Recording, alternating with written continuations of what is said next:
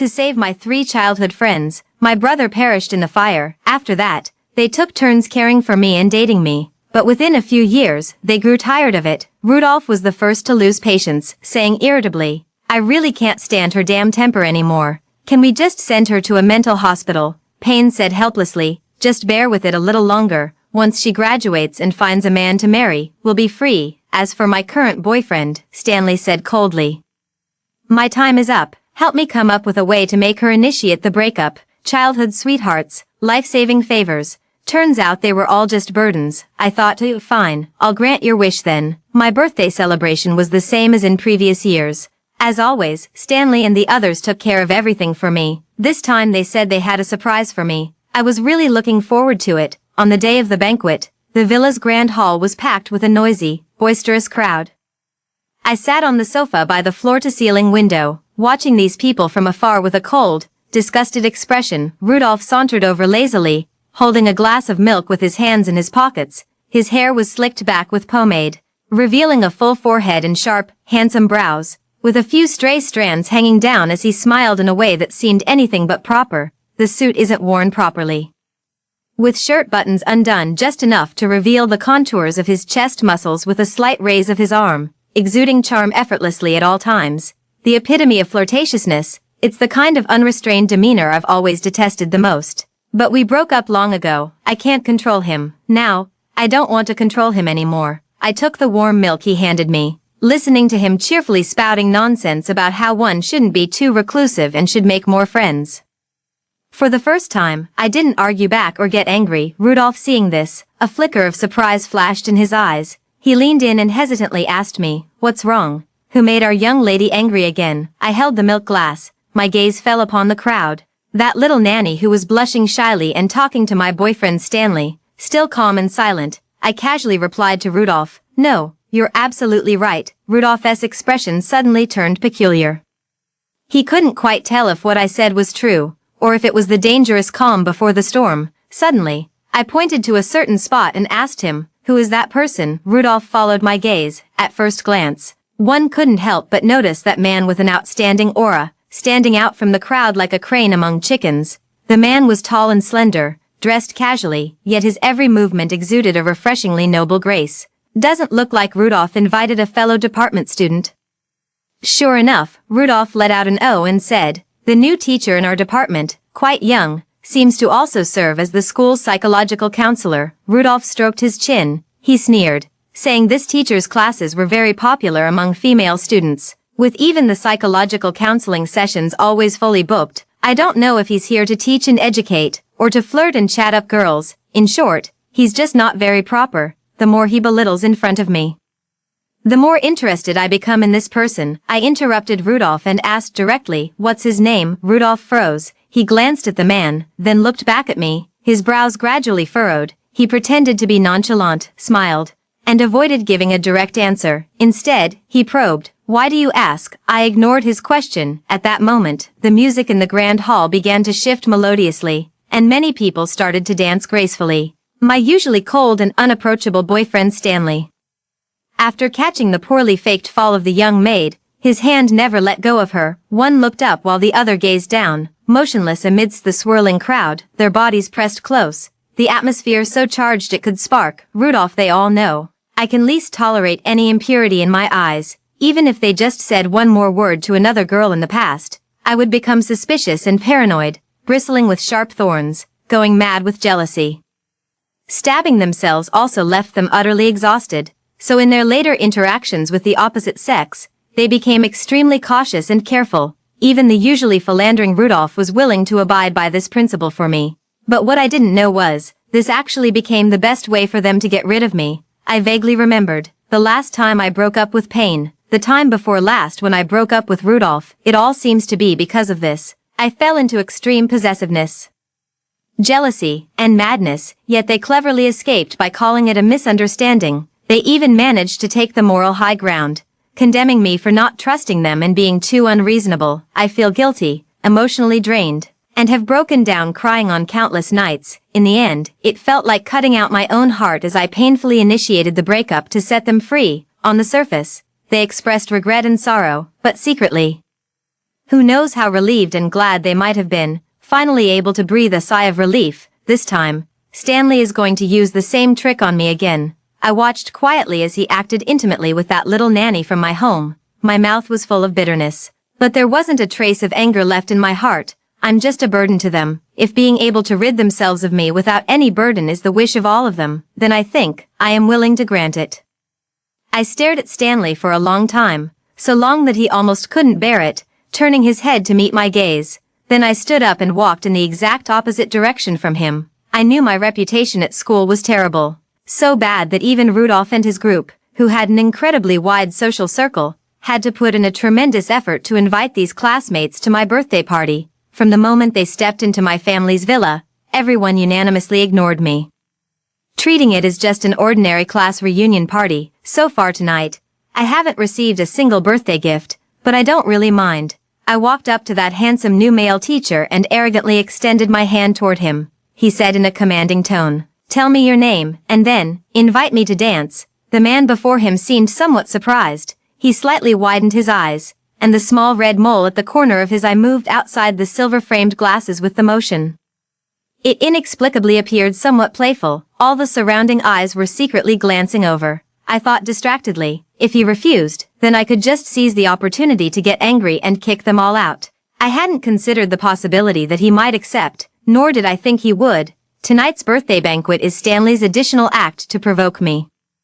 They ignored me, excluded and marginalized me. Naturally, they wouldn't arrange for anyone else to treat me kindly either. But I never expected that this person would be the only exception tonight. He suddenly smiled, his gaze very gentle. At the same time, he also caught my hand that had been frozen in mid-air. "Norman, happy birthday, Amanda." I felt as if pricked by a needle and instantly withdrew my hand. But then I opened my palm. Inside was not some prank prop. Instead, it was a beautiful, exquisite little gift box. That birthday wish, uttered without the slightest malice, was belatedly received by me. I looked up at him in a daze. Suddenly, my heart panicked and my throat choked up, leaving me somewhat at a loss. Norman didn't mind my earlier resistant behavior toward him. He reached out his hand to me, his tone softening even more. "If you're willing, would you dance with me?" Clearly, I was the one who forced him, yet he looked as if nothing could please him more.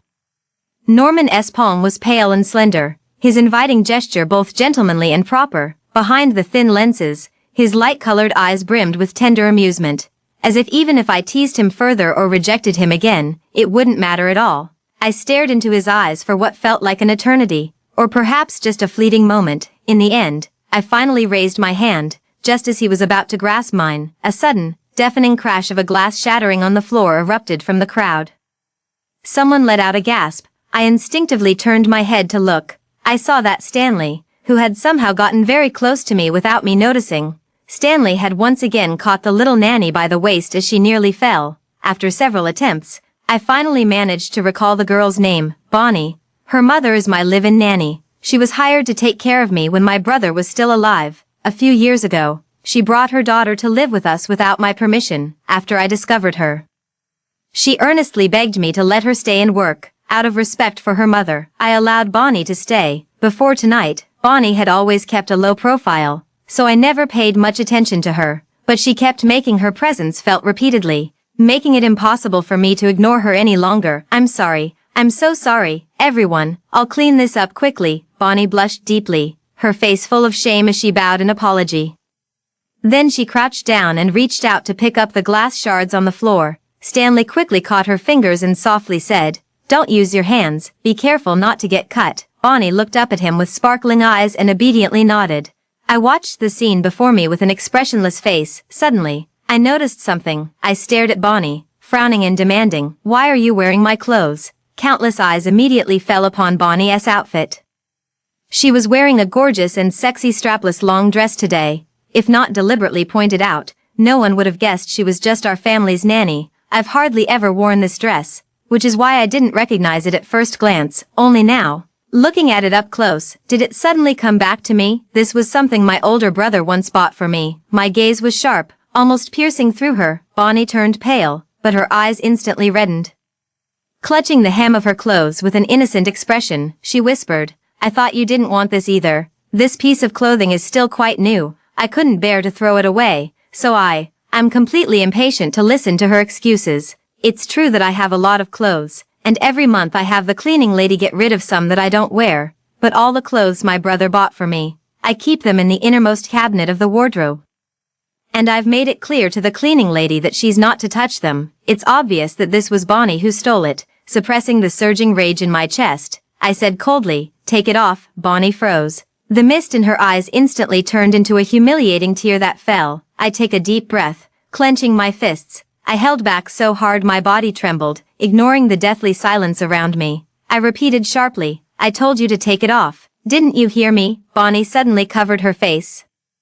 As if suffering the greatest humiliation, she burst into tears. Beside her, Stanley stepped forward. He moved to shield Bonnie and looked at me with disapproval. He said, "Amanda, that's enough." I heard the piercing heartbeat pounding against my eardrums. Thump after thump, sharp and scorching like molten lava, plunging my brain into a dizzying agony. The resentment and hatred I had suppressed all night long, suddenly erupted in an instant. I grabbed a handful of broken glass from the ground and hurled it violently at Stanley. Rudolph immediately stepped forward to intervene, but I struck back with a forceful slap across his face. Gasps and whispers filled the surroundings, and the hidden, prying eyes from the shadows only fueled my rage further. "Get out, all of you, get out of my house." I could no longer hear what others were saying. I just frantically grabbed anything around me, smashing and destroying everything. Soon, all the guests at the banquet were scared away by me. Only Rudolph and a few others remained. Stanley had bloodstains on his face and neck from being cut by broken glass. He was furious, watching me go crazy with cold eyes. As Rudolph touched the slap mark on his face, his expression darkened, but the usually most good-tempered and best at comforting me, Payne wasn't here. He could only suppress his irritation and come over to stop me. "Calm down, Amanda, calm down first. This is complete nonsense." I stared fixedly at Bonnie, who was hiding behind Stanley, grinning smugly at me. My anger surged, and I lunged forward to tear her clothes off, but Stanley, who was supposed to be my boyfriend, firmly shielded her. He grabbed my hand and said coldly, "Have you had enough of your madness? If this continues, no one can stand you." My head was buzzing. Before sadness could rise, I was pulled away by Rudolph behind me, who wrapped his arms around my waist. He said impatiently above my head, "It's just a dress, can't you be more generous? At worst, I'll compensate you." Okay. My eyes were red and swollen, filled with fierce bloodshot streaks. My throat felt as if clogged with sand, making it hard to swallow, yet I forced myself not to shed tears. "Don't show weakness in front of these people who are bullying me. That's the keepsake my brother left for me. I can't be generous. Even if I burn it or tear it apart, I'll never give it to her." I was in Rudolph's arms, struggling desperately. Suddenly, I lowered my head and bit down hard on his wrist. Rudolph cried out in pain and cursed, angrily. I turned to hit him, my nails accidentally scratching the corner of his eye. Rudolph instantly flew into a rage and instinctively struck back. He suddenly slapped me hard across the face. I lost my balance and fell to the ground. 1,000 electric currents seemed to roar in my ears. Suddenly, everything around fell silent. I raised my hand, carefully touched the swollen, throbbing side of my face, then sat on the ground, lost in thought. He lowered his head slightly. Then he saw the deep bloodstains on his palm, left by gripping the glass. Only upon seeing them did the pain register. Belatedly, he felt sorrow and grief. Rapid, panicked breaths came from above. Rudolph approached and reached out to help me up. But before his fingertips could touch me, I shrank away in fear. I got up on my own. I lowered my head and wanted to return to my room, but Stanley suddenly blocked my path. He looked at me with complex emotions in his eyes, his expression hesitant as if he wanted to say something. My mind became somewhat sluggish. After some hard thinking, it suddenly dawned on me. I earnestly told him, "Let's break up. It was my decision, not your fault. Wishing you happiness with your new girlfriend." Stanley looked utterly stunned. He froze in shock, not a trace of relief in sight. I don't know what I said wrong. I don't understand why. After I accommodated him, he became even more unhappy. I really can't figure it out. I walked around him, quickly ran up the stairs, and returned to my room. The lock clicked shut, but the light remained off. I made my way to the bedside with familiar ease and saw the photo frame on the cabinet. The thorns all over my body softened, and the violent, frenzied aura within me subsided. I leaned against the edge of the bed and picked up the photo frame from the low cabinet. By the moonlight, I wanted to take another look at the group photo above, but I forgot that the wound on my hand hadn't been treated yet. Blood dripped onto the mirror, and I frantically reached out to wipe it. The figures in the picture grew increasingly blurred, turning into a bloody red mess. I stared blankly, feeling somewhat disheartened. It's been 5 years already. My parents passed away early, and I've relied on my brother since childhood, yet he too left me 5 years ago. We had it all agreed upon. Not only would he take care of me as I grew up, but he would also support me in my old age. We were to be family for life, with the best relationship in the world, but he broke his promise. I hugged the photo frame and lay down, slowly curling up my body, resting my head on the cold floor. I couldn't help but murmur to myself, "You're not here." And they all bully me. Too exhausted and in too much pain, I closed my eyes to escape. I thought I would suffer from insomnia again, but unexpectedly, I fell asleep quickly. I had a dream. In the dream, I didn't meet my brother, but instead dreamed of pain. Flames shot up into the sky, thick smoke billowed in the air, and the sound of explosions echoed from not far away. The scorching heat burned the oxygen, making it hard to breathe. My mouth and nose were filled with choking gunpowder smoke as I watched the space twist under the licking flames. I could no longer tell whether what I was seeing was reality or a dream, but just as I had imagined countless times before, I curled up in the corner. With no desire to escape whatsoever, the surrounding temperature grew increasingly unbearable, my skin dry and scalding, as if I might be roasted alive at any moment. Amidst this intolerable scorching heat, I somehow still found my mind wandering. So this is how it felt when my brother died back then. It hurts this much, Amanda, Amanda. As the door was violently kicked open, the heart-wrenching screams from outside instantly became clear. Payne rushed over and used a damp blanket to extinguish the flames on my body. Then he scooped me up in his arms and carried me all the way out of the sea of fire, /span. But once we reached beneath the trees outside, his arms suddenly loosened, /span. Dropping me to the ground, where I landed with a pained groan, /span. Payne was panting heavily, drenched from head to toe, unable to tell whether it was water or sweat. His eyes were bloodshot as he gritted his teeth and shouted at me, "Why didn't you run? Can't you see there's a fire? Do you have a death wish?" I slowly got up and leaned against a tree. My gaze drifted past him, fixating absently on the firefighters battling the flames behind him. Unmoved by his words, Payne crouched down. His usually gentle and gentlemanly face, one that rarely showed anger, was now twisted into something almost terrifying. Tears welled in his eyes, filled with pain and hatred. Choking back sobs, she said, "Sometimes, I really wish I could strangle you." Payne already knew. That night, I overheard the conversation between the three of them. I heard Rudolph say impatiently that he wanted to send me to a mental institution. Hear Stanley say he wants to break up with me quickly, but hopes I'll be the one to initiate it. Also heard him say that if I could find a man to marry, they would be free. I'm like an unwanted, worn-out ball being kicked around in their words. They're constrained by the life-saving favor my brother did for them. Due to the childhood friendship between me and them, they have been taking care of me for 5 years. During these 5 years, my mental state has fluctuated between good and bad. Holding on to the three of them felt like clutching the only lifeline. They often feel suffocated and unable to breathe. They want to abandon me, but because their conscience is not completely lost, they are trapped in an unsolvable struggle. That day, I stood outside the door for a long time, listening to them plan to use the same trick to force me to Stanley to break up with me. The only problem is, after this breakup, who will take on the main responsibility of taking care of me? They argued endlessly. Only then did I realize that they had chosen to take turns dating me, not because they all liked me. It was right after my brother had just died, and I was showing suicidal tendencies. In a moment of desperation, Rudolph came up with this terrible idea, using an intense romantic relationship to divert the panic and instability I felt after losing my brother. Initiated by Rudolph, this seasoned player in love, confuse my feelings, making me mistake my attachment to my childhood friend for love, then accept him, cling to him, fall in love with him. But when I truly became completely dependent on him, he couldn't take it anymore, so Rudolph started fooling around again, forcing me to argue with him. Then he had Payne step in, gently coaxing and comforting me, luring me to abandon Rudolph and be with him instead. But even Payne couldn't last more than 2 years at most. The next person to take over from me becomes Stanley.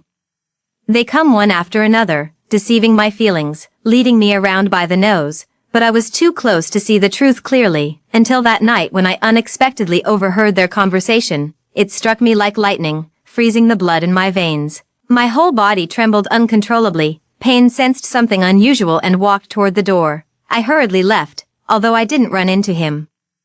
It still made him suspicious, therefore. Payne did not discuss with Rudolph and took the initiative to act first. This fire almost burned me to death. In fact, it was set by him. He orchestrated the whole thing and had already arranged for someone to play the hero and rescue me. To make me overcome my fear of flames while developing affection for the person he chose, he had everything arranged. The only thing he overlooked was that I had no intention of cooperating with him.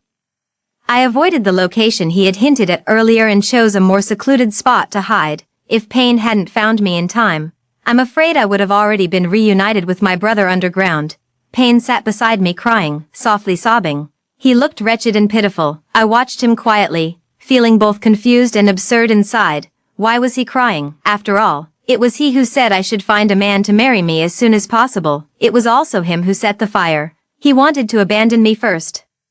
He even said he wanted to strangle me. I didn't cry, but he ended up crying instead. Am I really that detestable? The last spark in the distance was extinguished. The night air still held the remnants of heat, and every breath was filled with an unpleasant, stifling dampness. Not even a whisper of wind stirred. I opened my mouth several times. Finally, I swallowed those unanswerable questions, just softly said, "Go live your own life, and from now on, don't worry about me anymore.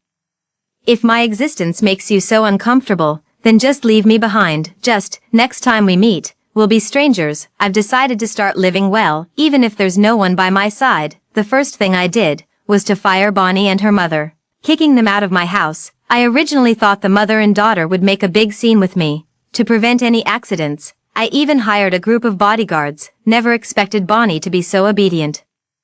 I had people confiscate everything she stole from my belongings, even the things I didn't want anymore. She didn't resist at all. Her mother was nowhere to be found. Since taking a long leave from me over 3 months ago, they haven't shown up again. They didn't respond to the dismissal message I sent either. But it doesn't matter. The wages have already been settled. From now on, I won't let them set foot in my house again. I stood on the second floor, coldly watching Bonnie packing her luggage below. Before leaving, Bonnie suddenly looked up. She inexplicably smiled at me. With a meaningful tone, she said, "Perhaps we'll meet again soon." "Sister," I frowned, not understanding what she meant. Probably just a meaningless provocation. Soon I put her out of my mind. After a short break, I routinely returned to school for class. After Payne, I also blocked Rudolph and Stanley altogether, even if we met on the campus path and they stopped.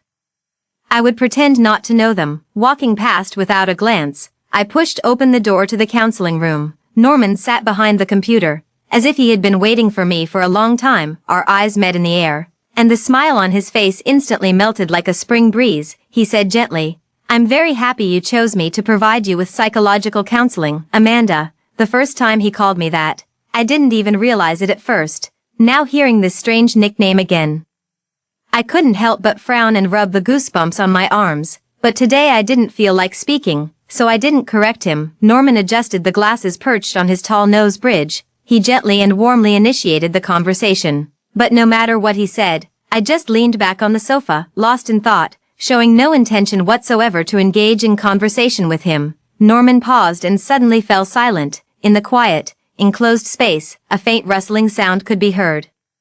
A small cream cake and some snacks were suddenly pushed onto the empty table in front of me. I lifted my eyelids and looked at Norman. He didn't show the slightest displeasure at my cold attitude towards him, still smiling at me gently and tenderly.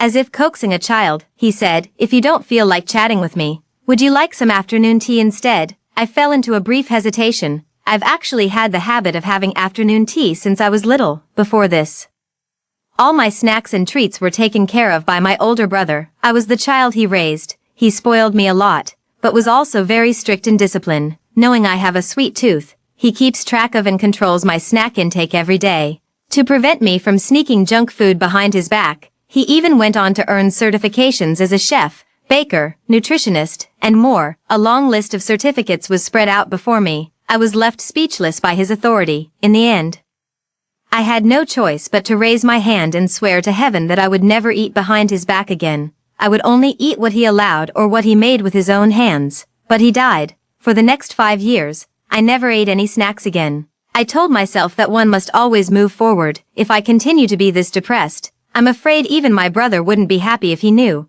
so I picked up the fork. The time that followed, I lowered my head to eat the small cake. Norman typed away at his computer. Working, we didn't disturb each other, achieving a strange harmony. The time for psychological counseling arrived quickly. I stood up and walked straight out. From behind me, Norman suddenly called out to stop me. He raised his hand to remove his glasses, revealing those beautiful, deep eyes that looked even more striking without obstruction. He instinctively smiled at me, but the small red mole at the corner of his eye seemed tinged with sorrow and melancholy. He said, "I'm really looking forward to seeing you here again next time, but unfortunately, Amanda, I'm resigning." I feel a bit dazed, walking on the road. I almost ran a red light. Luckily, a guy nearby pulled me back in time. Watching the car that had just brushed past me, I turned to thank him. The guy blushed slightly and waved it off, saying it was nothing. I was about to continue walking, yet he hesitated and called out to stop me. Then, gathering his courage, he confessed to me. "Though it's quite presumptuous, I really like you, Miles. Could you give me a chance?" I was somewhat surprised, but I opened my mouth, yet I said, "All right." The boy looked up in disbelief. The next second, a tall figure squeezed into view, forcing a separation between me and that boy. Rudolph glared at him fiercely and said coldly, "Get lost. Don't even think about her." After scaring the person away, Rudolph turned around and glared at me with displeasure. He gritted his teeth and said, "What did you just promise him? Huh, how come I never knew you were such a casual person before?" I looked at him expressionlessly, calmly retorted, "What's it to you?" Rudolph was left speechless by the question, suddenly unable to refute. His face turned green with anger. Frowning, I walked around him, ignored the pain behind him. As if passing by two insignificant strangers, Payne let out a helpless sigh. He caught up, speaking with an ingratiating smile. "Amanda, still angry? We really went too far this time. It's our fault. You can be as angry with us as you want.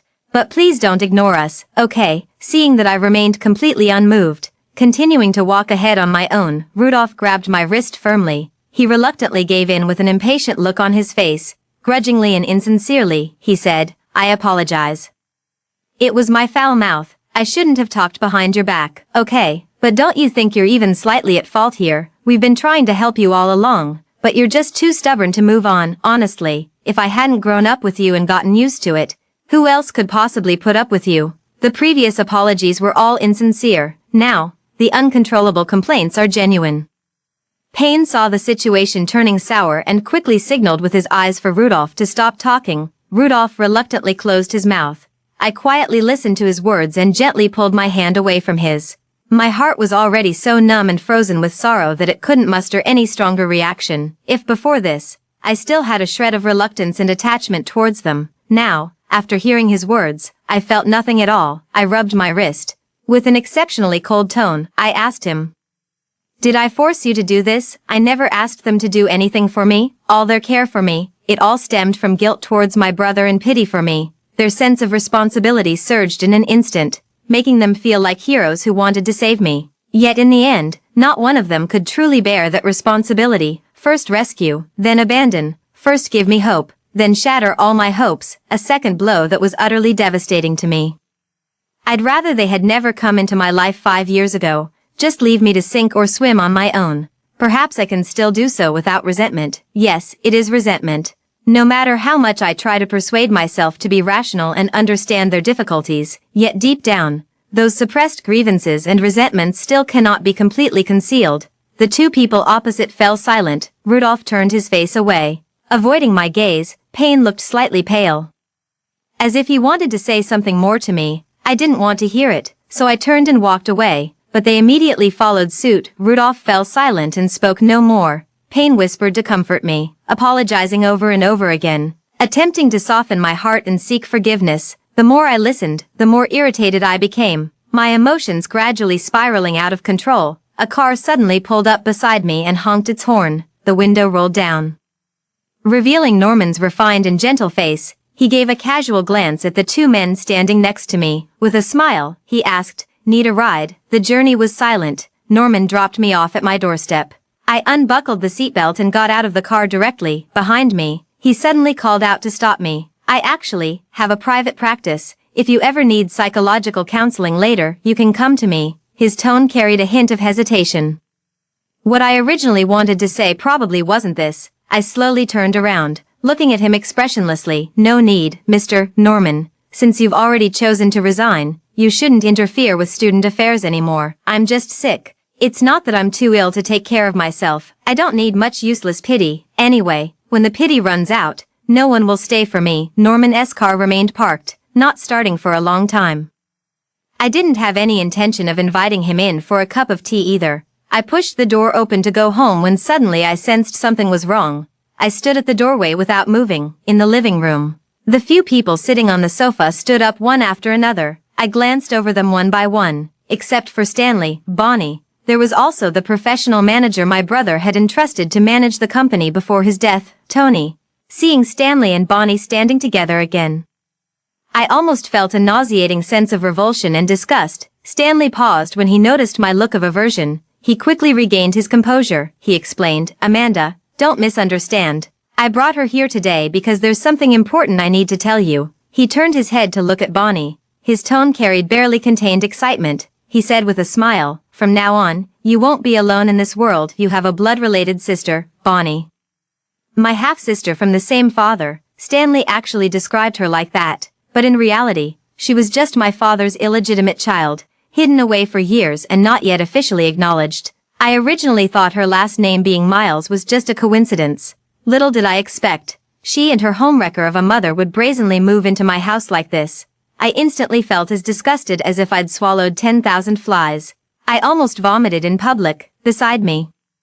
Tony pulled out a paper document. He timely said, Miss, this is the paternity test certificate given to me by Miles, as well as the will your father made earlier. According to the will, Miles is entitled to half of all the family assets and the company's profits. I couldn't believe it. I snatched those documents and scrutinized them over and over. In the end, I absurdly discovered that it was actually true. I couldn't help but sneer coldly. It's also fortunate that my parents died early. I was still young at that time and didn't have deep feelings for them. Otherwise, I would have been furious enough to spit blood. My father, who appears successful, refined, mature, and devoted to his wife in front of others, behind the scenes, he actually has a white moonlight, unattainable love. His illegitimate child with her is already this old. If it weren't for the car accident that unexpectedly happened to him and my mother, could it be Bonnie and her mother were already taken home by him? And these wills, no wonder Bonnie and her mother tried every means to sneak into my house, even going so far as to both work as my maids. So that's what you were after. At this moment, Bonnie looked at me with a smile, adding fuel to the fire. She said, Sis, you can't just chase me away whenever you feel like it from now on. She glanced around the room. With a curl of her lips, she said, after all, this house has half of me in it. I jerked my head up, staring at her with wide eyes.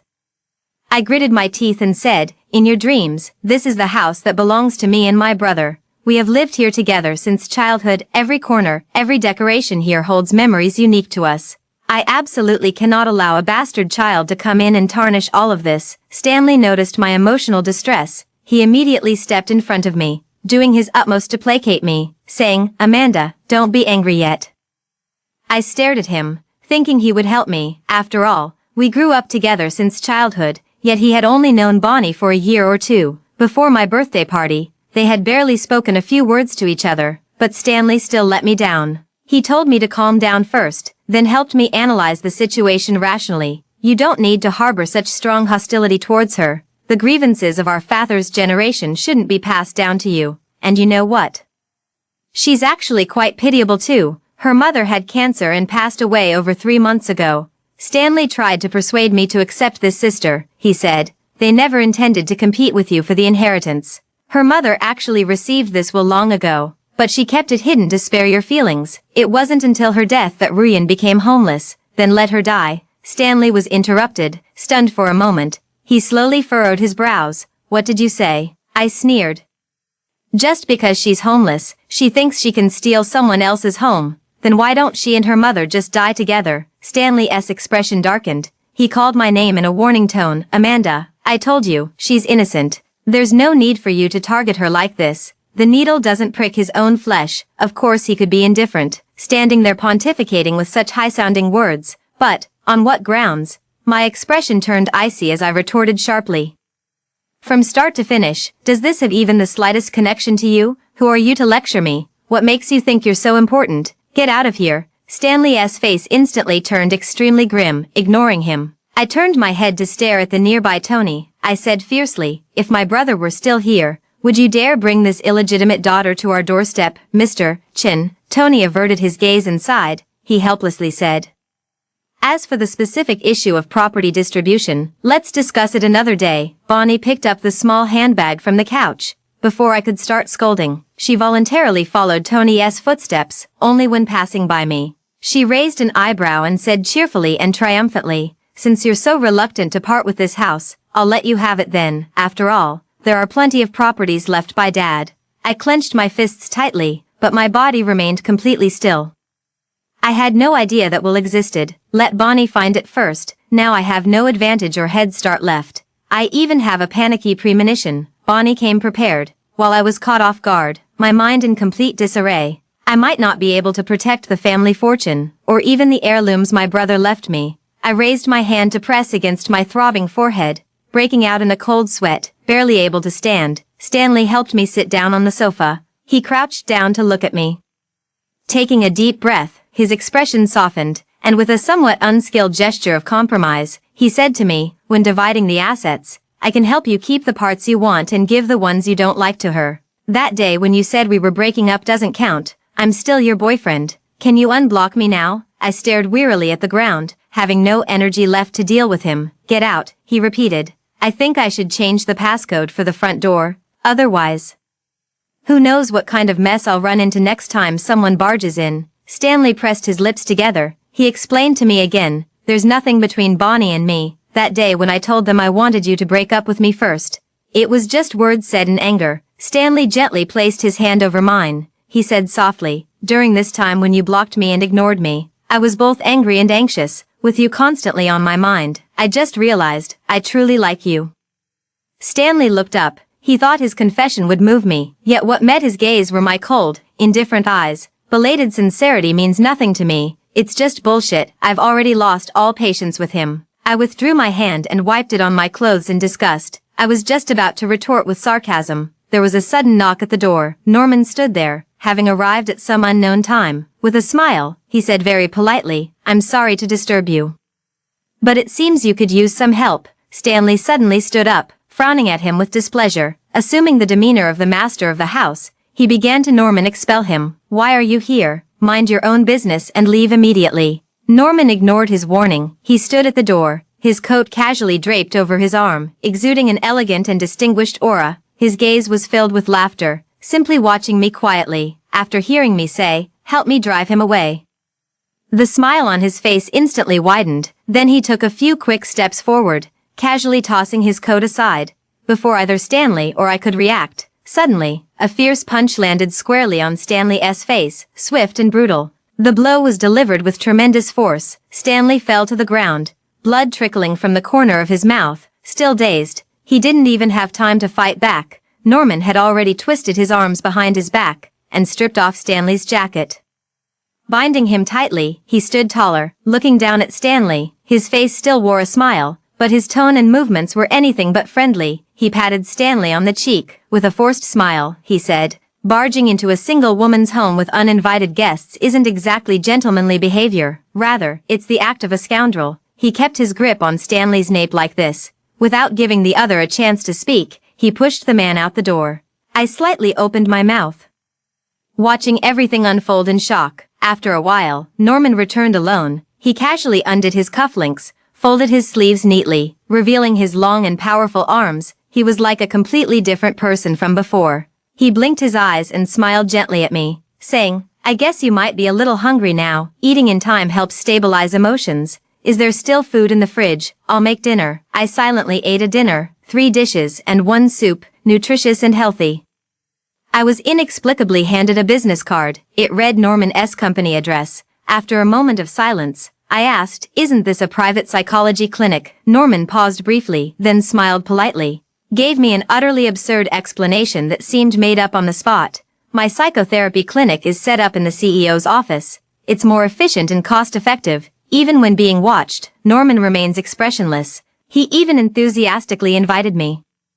"Feel free to come here anytime if you have any questions." I stared at him for a long time. Norman met my gaze calmly. Finally, I swallowed my doubts and accepted his business card. After that day, I actually found his company and went to his office.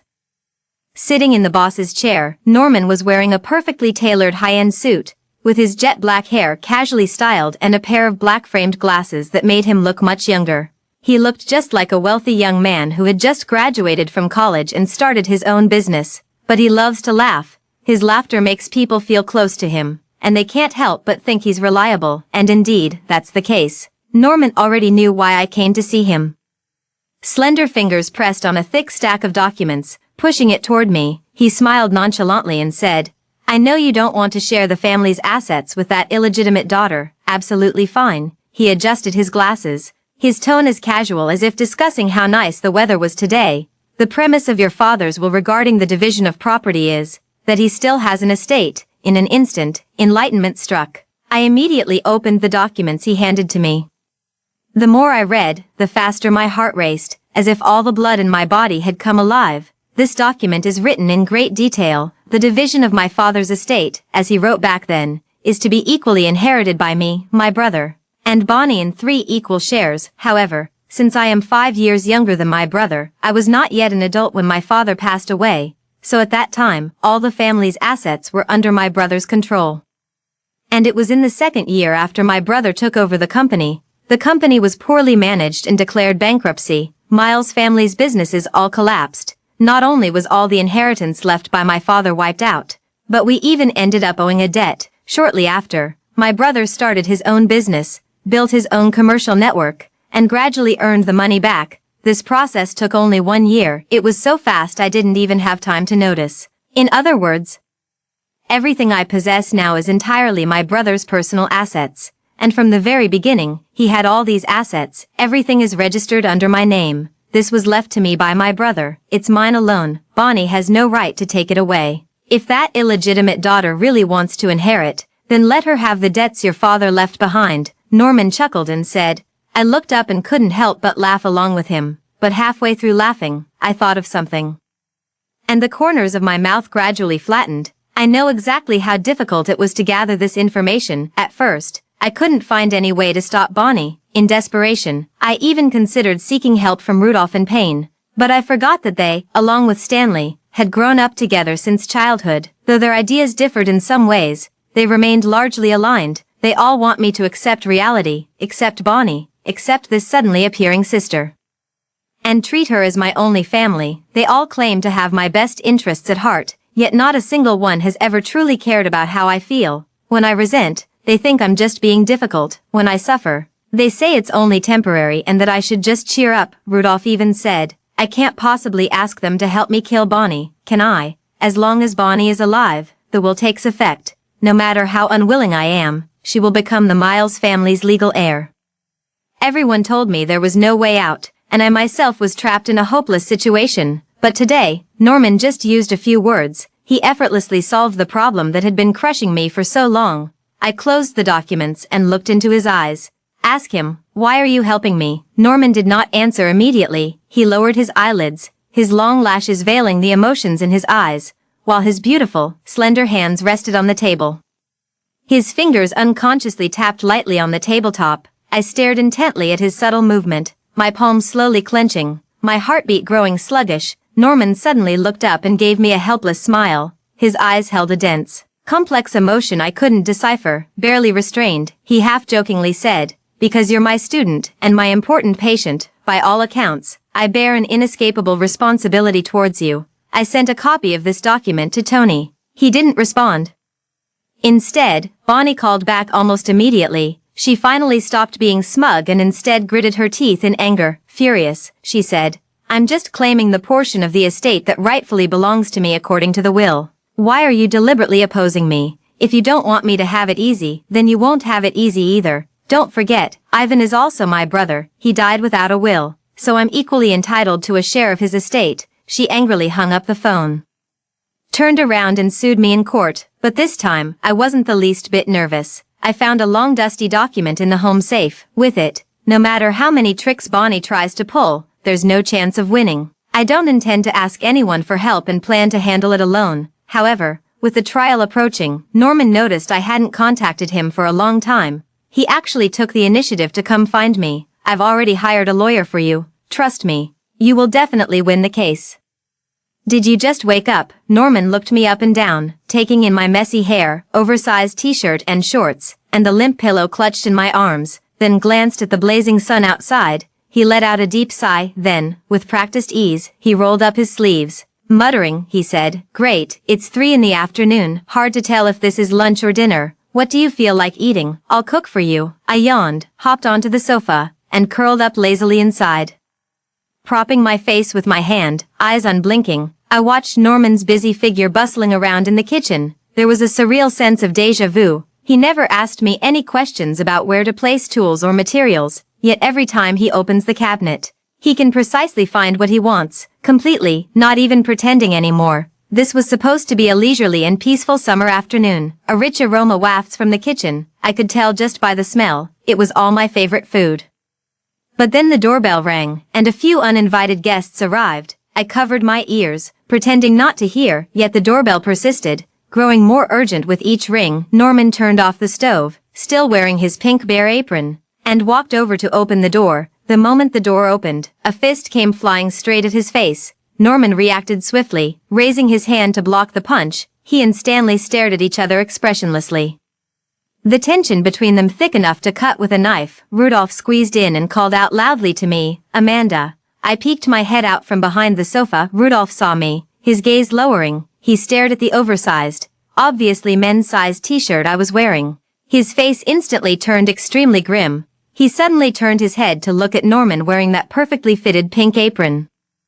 Then turned back to stare at me, in a trembling voice, as if unable to believe it. He said, "Are you two living together? Don't you have any sense of caution? Just because someone helped you a little, you repay them like this." He broke down and yelled at me, completely without thinking, saying extremely hurtful things. I instantly flared up with anger. Payne promptly stepped in between us to mediate and prevent us from arguing. He handed me the things he was carrying, calmly saying, "Amanda, take a look at these first." Rudolph may be impulsive, but he's right about one thing. This G guy has had ulterior motives toward you from the start. Absolutely no good intentions. Suppressing my anger, I frowned and opened the bag he handed me. As the stack of photos and documents inside slowly spread out, Norman's expression also subtly changed. The air fell into silence. The gazes of all 4 people were fixed on me, waiting for my reaction.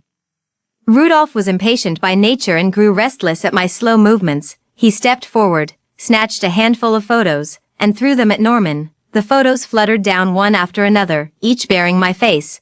Rudolph pointed at Norman and said through gritted teeth, "This guy is a pervert. He's had his eye on you for 5 years, starting with hiring people to stalk and secretly photograph you, and now disguising himself as a teacher to get close to you. Amanda, you must not." I threw the document folder aside, cutting him off. I asked calmly, "So what?" Rudolph froze. Payne and Stanley also stared at me in astonishment. I shrugged and simply said, "He's a bit perverted, but I'm not exactly normal either, as you can see. We're dating. Any problems?" Suddenly finding himself in a relationship, Norman had a complicated expression that kept changing. He hesitated, holding back his words, but in the end, nothing was said, and it was silently accepted. Rudolph couldn't help but ask me, "Are you crazy, Amanda? Are you deliberately trying to provoke me?" Payne quickly caught on as well. His expression softened as he persuaded me, "Amanda, I know you're still angry with us, but please don't choose this way to get revenge, okay?" None of them believed what I said. Stanley still held a grudge from last time. "Go straight for it, Norman," coldly warning. "Stay away from my girlfriend." The situation instantly turned chaotic. I couldn't take it anymore and called the bodyguards waiting outside to come in, had them all kicked out. Since last time Stanley brought Bonnie and the others into my home, I immediately changed the door lock password and hired a group of bodyguards to patrol around the house. As soon as the door closed, the surroundings instantly fell silent. Soon, it was time for the court hearing. Norman hired a top-tier lawyer for me, who stepped into the courtroom with full confidence. I flipped through the prepared documents and glanced at Norman sitting among the jury. I immediately relaxed and leaned back in my chair. Bonnie took advantage of our blood relation to demand a share of the inheritance left by my brother. But she had no idea at all. My brother Ivan. His mother was once my mom's closest best friend. Back then, his mother was being hunted down and had no choice but to seek help from my mom. I hope she can help protect her son. My mother agreed without hesitation. At that time, she and my father were at the peak of their relationship, so my father quickly accepted the child. They changed his Miles' surname and took him abroad for a long journey. They only returned to settle down after conceiving me. Later, Mom could never get in touch with her best friend again. Left with no choice, they had to publicly declare Ivan as their son. So, myself and Ivan aren't biological siblings at all, not to mention Bonnie, the illegitimate daughter, on top of that. My brother had already transferred all his assets under my name before his death.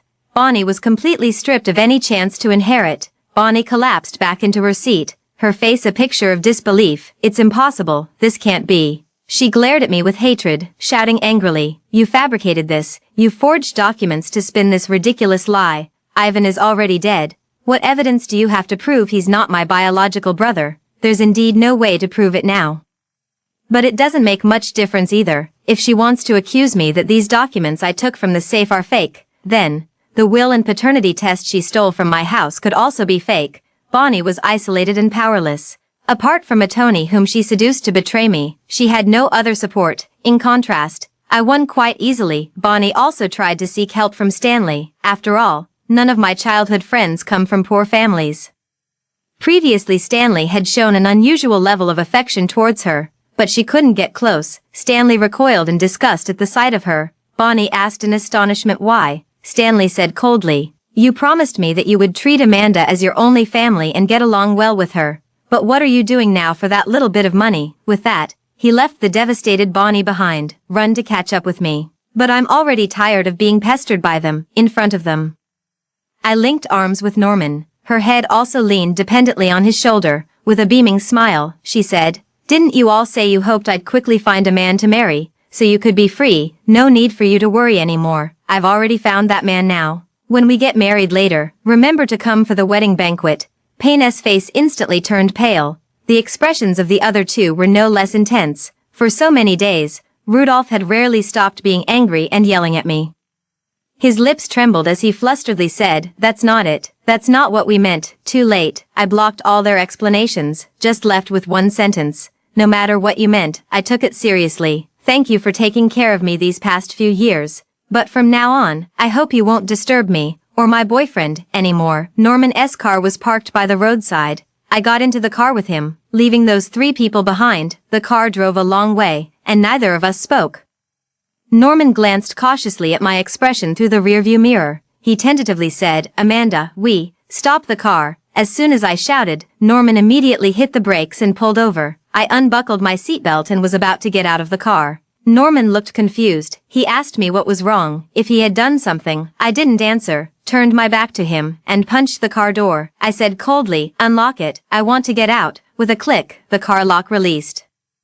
I pushed open the door and was about to leave. Behind me, Norman finally dropped the pretense. He sighed softly and called out to me, "Little sister, come back." I stopped in my tracks, but didn't turn around. Then Norman pushed the car door open, walked around the front of the vehicle, and stopped before me. He raised his hand to remove his glasses. The artificial smile no longer plastered across his face. The tree canopy above cast a square of shade, and beneath it, the air stood perfectly still. He stood so close I could feel his breath mingling with mine. Norman reached out, wanting to pat my head as he used to, but in the end, his fingers slightly curled, and he only gently brushed my cheek with the back of his hand. I heard him whisper, "I'm sorry for putting you through so much hardship." My eyes instantly reddened. Norman said he didn't intentionally abandon me back then. He truly had no other choice. 5 years ago, his wealthy and powerful biological father, who had connections in both legal and illegal circles, found him, forced him to return and become his successor. He refused. So, his biological father taught him a harsh lesson. The gang of kidnappers carrying explosives was sent by him. At that time Norman was severely burned, barely clinging to life. It was his biological father who replaced him with a charred corpse of similar build, doing so without anyone noticing. From then on, the one who died was Miles in his prime. The one who survived was his son, Norman. I dared not ask how he managed to escape his biological father's control. Just hearing him say it, when there wasn't a single patch of unburned skin left on his body, requiring full skin grafts. Tears began to fall uncontrollably. Norman cupped my face in his hands, using his thumbs to wipe away my tears. he said lightly with a smile. Don't cry, I'm fine now, aren't I? But I couldn't help it, he had been by my side since the day I was born. We were apart for 5 years. When I found out he was still alive but had been hiding it from me, I even felt resentment towards him. I never expected this. These past 5 years, he hasn't had it any easier than I have. The tears just wouldn't stop.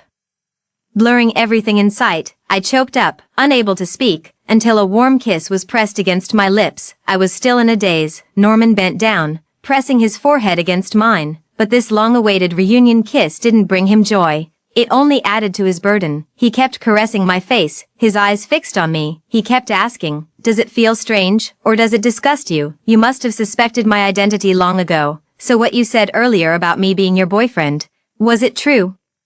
He's been like an elder brother to me since childhood, shouldering the responsibilities of parents, always afraid of leading me astray. After realizing he had different feelings for me, he became even more flustered and timid than I was. Even now, he's still afraid that I only depended on him, afraid I couldn't distinguish between familial love and romance. I didn't answer. Instead, I deepened that kiss and returned it to him, using action to give my answer.